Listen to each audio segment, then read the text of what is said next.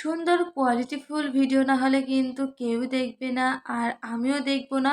সুন্দর চকচকা ঝকঝকা পরিষ্কার ক্লিয়ার ভিডিও কিন্তু সবাই দেখতে পছন্দ করে। হ্যালো এভরিওয়ান, আসসালামু আলাইকুম। সবাই কেমন আছেন? আশা করি অনেক ভালো আছেন। আর এই তো আজকে বিকালবেলা একদমই ভালো লাগছিল না। কেমন যেন একটা লাগতেছিল, মনে হচ্ছিল কোথাও একটু বেরোলে হয়তো ভালো লাগবে। তো আমি আমার হাসব্যান্ডকে বললাম, সে প্রথমে আমাকে নিয়ে যাবে না, বলতেছিল তুমি একা যাও। তো একা একা কি আর ঘুরতে ভালো লাগে? অনেক রাজি করানোর পর সে রাজি হলো, আর এখন এই তো যাচ্ছি। আজকে যাব হাদিস পার্কে। তো হাদিস পার্কে প্রায় ৪-৫ বছরের মতো মানে যাইনি। আগে খুবই আশা হতো, এখন আর তেমন একটা আশাই হয় না। তো বললাম একটু চলো যেয়ে ঘুরেই আসি। আর এই তো হাদিস পার্কে তো ঢুকেছিলাম, সেখানে দেখছি এত মিছিল মিটিং হচ্ছিল যে কোনোভাবেই ঢোকা যাচ্ছিল না। এজন্য এই রিং লাইটটা কিনলাম।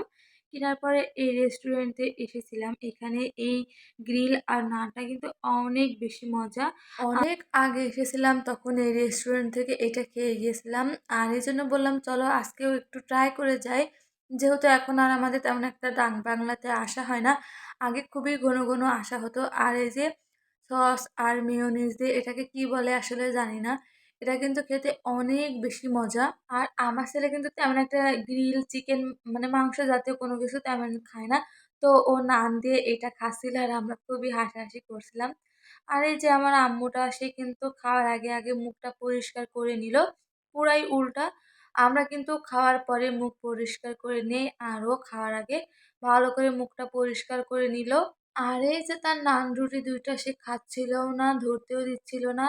লাস্টে এটা তো ফেলে রেখে চলে এসেছি। তারপরে আমাদের খাওয়া দেখে দেখে তারও মনে হয়েছিল যে না একটু খাই, যেহেতু সবাই খাচ্ছে আমাকেও তো একটু খাওয়া লাগবে, তাই না?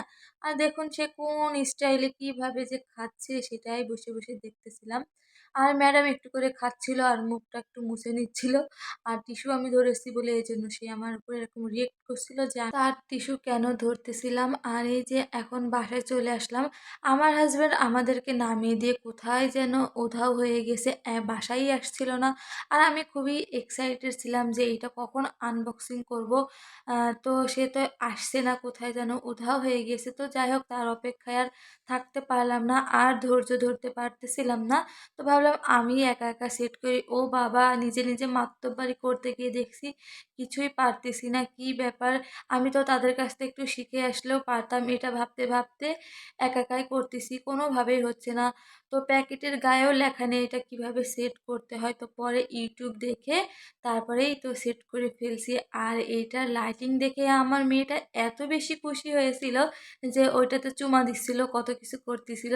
আর এই লাইটটা কেনার মূল উদ্দেশ্য হচ্ছে, অনেক সময় দেখা যায় কি রাত্রে একটু ভিডিও করা হয়, আর রাতে ভিডিওর কোয়ালিটি একদমই ভালো হয় না, এজন্য আর কি কিনা।